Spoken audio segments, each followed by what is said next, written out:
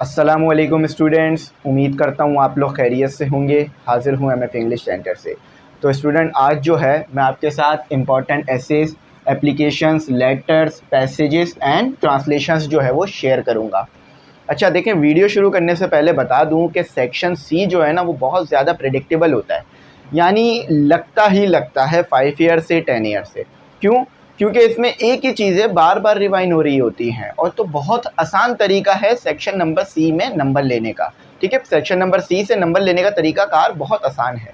अच्छा, यहाँ पर वीडियो शुरू करने से पहले इस इंपॉर्टेंट की वीडियो एक बता दूँ आपको मैं। ठीक है, देखें, एक रोड पर आप जा रहे हैं, उस रोड पर एक गड्ढा है जिस गड्ढे में पानी भरा है, और गड्ढा काफ़ी गहरा है, लेकिन आपको नहीं पता कि वो गड्ढा है और उसमें पानी भरा है। आपको लगा कि बस ऐसे ही पानी पड़ा हुआ है, तो आप उस गड्ढे से गुजरे और गिर गए। क्यों? क्योंकि आपको पता नहीं था। तो इसी तरह से बोर्ड के पेपर भी हैं। अगर आपको चीज़ नहीं पता है तो बोर्ड के पेपर में आपके नंबर कटेंगे। जो नंबर नहीं कटने चाहिए थे वो भी कटेंगे। क्यों? क्योंकि आपको पता नहीं था कि ये चीज़ भी बोर्ड के पेपर में आती है और हो सकती है।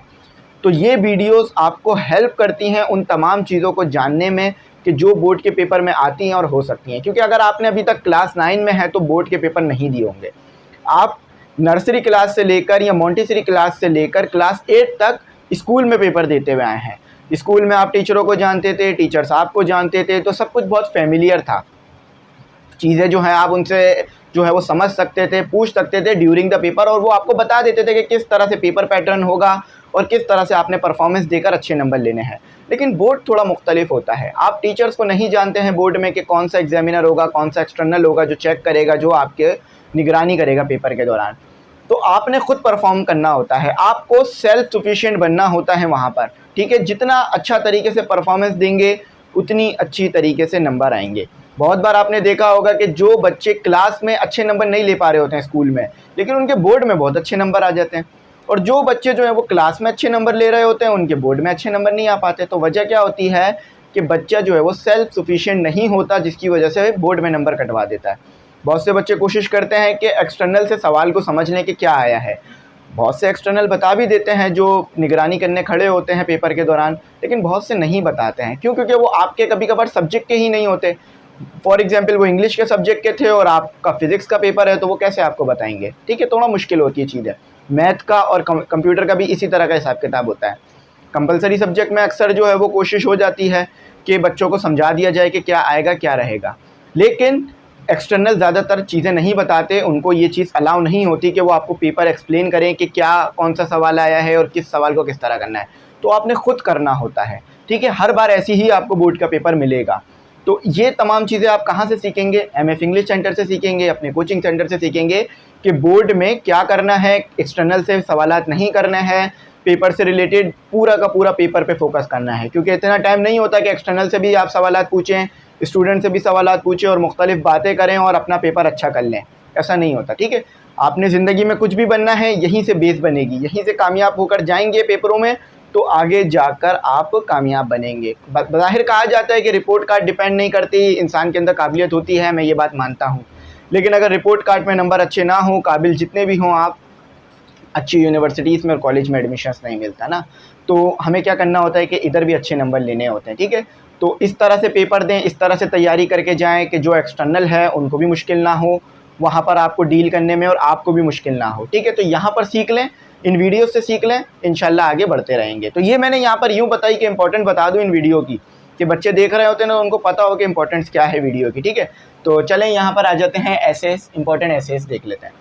अच्छा, यहाँ पर मुख्तलिफ टॉपिक कैसे आपको मिलेंगे। फॉर एग्जाम्पल, अच्छा लिंक कहाँ पे मिलेगा इसका? देखें, ये फ्री ऑफ कॉस्ट होगा, तो पीडीएफ में जो है डिस्क्रिप्शन में डाल दूंगा, आप जाके डाउनलोड कर लीजिएगा। ठीक है, ज़्यादा बड़ा पीडीएफ नहीं है। अच्छा, तो डाउनलोड कर लेंगे आप, लेकिन डाउनलोड करने से पहले समझ लें, क्योंकि गाइडेंस ज़्यादा ज़रूरी है आपको चीज़ मिलने से। अगर आपको चीज़ मिल गई है, मतलब फॉर एग्जाम्पल आपको मैं मैथ की सॉल्व दे दूँ और बोलूँ कि आपका 1 साल बाद पेपर है, आप दे सकते हैं पेपर? नहीं दे सकते। मैथ के सॉल्व में क्या लिखा हुआ है, किस तरह से सम हुए हुए आपको नहीं पता। लेकिन अगर मैं आपको मैथ की सॉल्व भी दे दूं और मैथ समझा भी दूं, तो आपके 100 आउट ऑफ 100 मैथ में आएंगे। क्यों?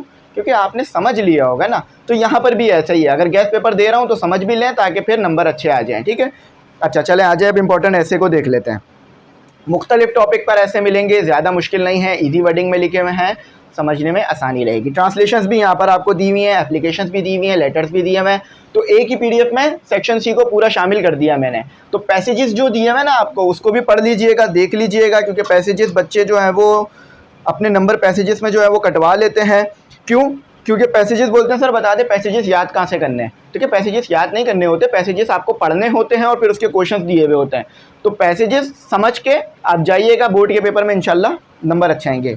लेटर एप्लीकेशन ऐसे वो तो लग जाएंगे एज इट इज़, लेकिन पैसेजेस आपको समझने होंगे। अच्छा, अब ऐसे यहाँ पर कौन कौन से टॉपिक के दिए हुए हैं? इंपॉर्टेंट ऑफ फॉरेस्ट, आपको पता है कि क्लाइमेट चेंज हो रहा है, गर्मी बहुत ज़्यादा बढ़ती जा रही है, बारिश कम हो रही है। तो क्यों? फॉरेस्ट की वजह से। जो फॉरेस्ट यानी जंगल जो है वो कम होते जा रहे हैं।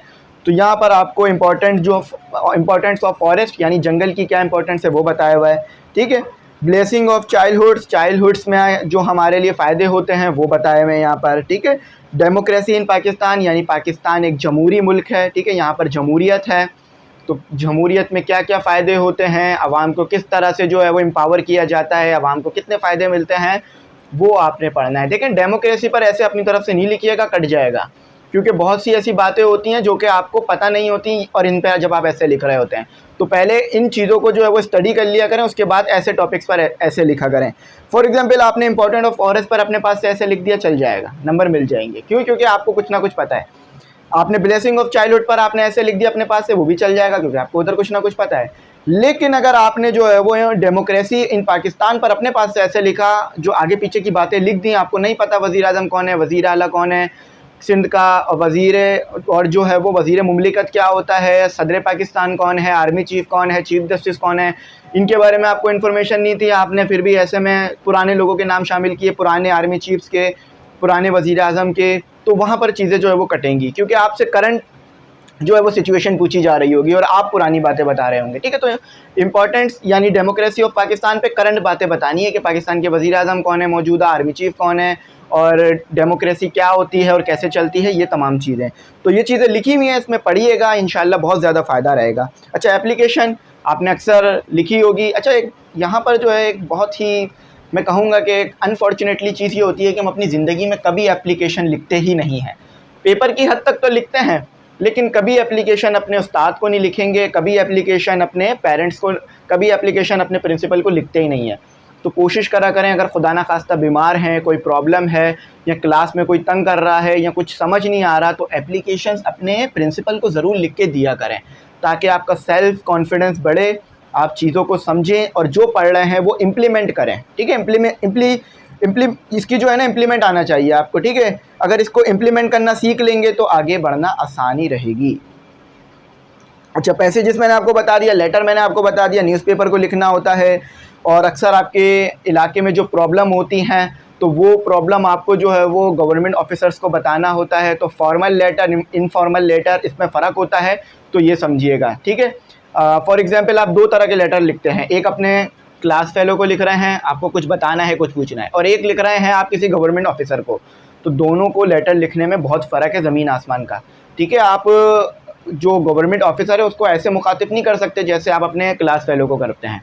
ठीक है, फ्रेंड का लफ्ज़ इस्तेमाल नहीं कर सकते, मुख्तलिफ़ चीज़ों का लफ्ज़ इस्तेमाल आप नहीं करेंगे जब आप किसी गवर्नमेंट ऑफिसर को लेटर लिख रहे हैं, क्योंकि वो एक बड़ी पोजीशन पे बैठा हुआ है, उसकी एक रिस्पेक्ट है। तो उस रिस्पेक्ट को जो है आप उस रिस्पेक्ट को बरकरार रखेंगे, उसको ऐसे करके लेटर लिखेंगे कि उनको जो है वो कहीं भी ये फ़ील ना हो कि आपने लेटर में ऐसी गलतियाँ की हैं जो कि आप नहीं बर्दाश्त करने लायक है। ठीक है, ऐसा ना हो कि वो आपका लेटर पढ़े ही ना। तो इन तरीक़ेकार को देख लीजिएगा। फॉर्मल लेटर, इनफॉर्मल लेटर लिखना सिखाया है, MF इंग्लिश सेंटर लिखिएगा। ठीक है, आपको वीडियोस मिल जाएंगी उसकी।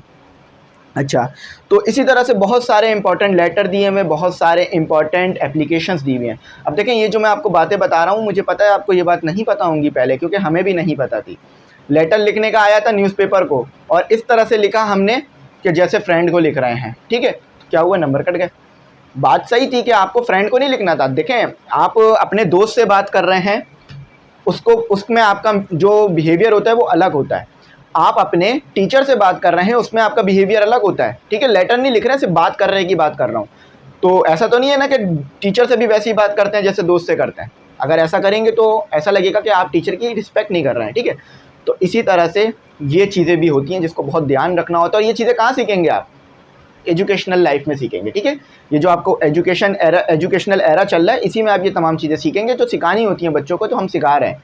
तो आप इसे सीखिए, ये छोटी छोटी बातें पॉइंट नोट डाउन करिए, और इस तरह की गलती कभी भी लेटर लिखते हुए नहीं करिएगा, ठीक है, कभी भी नहीं करिएगा। ऐसा नहीं है कि गलती से भी कर दी गलती, ये गलती से भी ना करिएगा कभी, ठीक है। तो फॉर्मल लेटर लिखते वक्त ध्यान रखिएगा कि इनफॉर्मल पैटर्न ज़रूर कभी भी फॉलो ना हो। एप्लीकेशन जब भी लिखें तो कोशिश करें कि अच्छी तरीके से लिखें, ठीक है। और एप्लीकेशन और ऐसे का तो मैंने आपको बता दिया कि वो ऐसे जो कि पाकिस्तान से रिलेटेड करते हों, करंट सिचुएशन से रिलेटेड करते हों, तो उन ऐसों को लिखने से पहले अपनी नॉलेज को जो है वो इन्हेंस कर लीजिएगा, बढ़ा लीजिएगा, और उन टॉपिक को पढ़ लीजिएगा, स्टडी कर लीजिएगा। ऐसा ना हो कि वज़ीर आज़म पाकिस्तान के करंट कोई और हैं और आप किसी और का नाम लिख रहे हो, ठीक है। और मुख्तलिफ जो है वो सदर पाकिस्तान इस वक्त कोई और हैं और आप जो है वो पुराने सदर पाकिस्तान का नाम लिख दें। अक्सर ये गलती देखने में आती है, बच्चे कर जाता है। फॉर एग्ज़ाम्पल कि आपके पास जो है एक सवाल आया, इंग्लिश में भी आ जाता है और पीएचडी के पेपर में भी आ जाता है, उर्दू में भी आ जाता है कि सिंध के मौजूदा वज़ीर आला कौन है। वहाँ पर आपको नाम दिया हुआ था कायम अली शाह, मुराद अली शाह और एक्सेट्रा। आपने लगा दिया कायम अली शाह क्योंकि वो ज़्यादा जो है वो पॉपुलर थे, उनके बारे में लोगों को ज़्यादा याद है, बच्चों के बारे में, बच्चों को। तो कायम अली शाह तो नहीं होगा ना, मुराद अली शाह इस वक्त के करंट जो है वो वज़ीर आला है। हाँ, अगर आप मेरी वीडियो कुछ सालों बाद देख रहे हैं तो उस वक्त तक शायद वज़ीर आला चेंज हो गए हों, लेकिन इस वक्त तक जो है जो वज़ीर आला है वो मुराद अली शाह हैं, ठीक है। तो इस चीज़ को जो है वो देखिएगा, ये गलतियां ना कीजिएगा कि गवर्नर सिंध, वज़ीर आला और इन चीज़ों में आप गलतियां ना हों आपकी, ठीक है। तो ऐसी गलतियां नहीं होंगी तो इंशाल्लाह नंबर भी नहीं कटेंगे, वरना अगर ऐसी गलतियां होंगी तो सीधे सीधे नंबर कटेंगे, कभी भी नहीं मिलेंगे। फॉर एग्जांपल आपने ये गलती कर दी कि वज़ीर आज़म का नाम गलत लिखा, वहाँ भी फ़ौरन नंबर कटेगा उस ऐसे में, ठीक है, ज़्यादा नंबर कटेंगे। तो मैंने बड़ी इंपॉर्टेंट बातें यहाँ पर आपके साथ शेयर की। आई होप बात समझ में आ गई होगी मेरी आपको। अगर कुछ नहीं आया हो तो पूछ लीजिएगा, इंशाल्लाह मैं आपको बता दूँगा। Thanks for watching. अल्लाह हाफिज़। अपनी दुआओं में जो है वो मुझे ज़रूर याद रखिएगा।